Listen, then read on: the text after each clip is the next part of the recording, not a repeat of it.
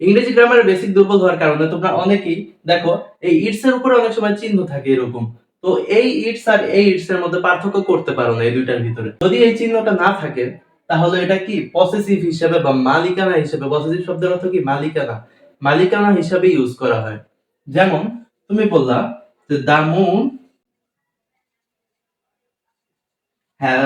Has no light, কি চাঁদের কোনো আলো নেই। The moon has no light of its own, তার নিজস্ব কোনো আলো নেই। এখন এই ইটস দ্বারা কি চাঁদের মালিকানা বুঝাইছে না? অবশ্যই। তাহলে এই মালিকানার ক্ষেত্রে উপরে চিহ্নটা বসবে না। আর যদি চিহ্নটা বসে এটা অনেক সময় সেন্টেন্স ভিত্তিক বোঝায়, ইট ইজ হবে নাকি ইট হ্যাজ হবে।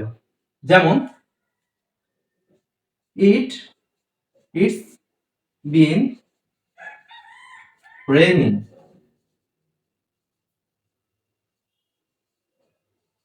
বৃষ্টি হচ্ছে, ঠিক আছে। তাহলে এই যে বিন আছে না, এই বিন কখন বসে আমরা টেন্সের নিয়ম অনুযায়ী জানি এই বিনের আগে হ্যাভ বা হ্যাজ থাকে, তাহলে এটা এখানে হ্যাজ হিসাবে ইউজ হয়েছে। তারপর তুমি বললা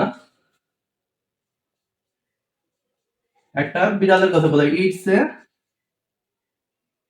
এ কিউট ক্যাট।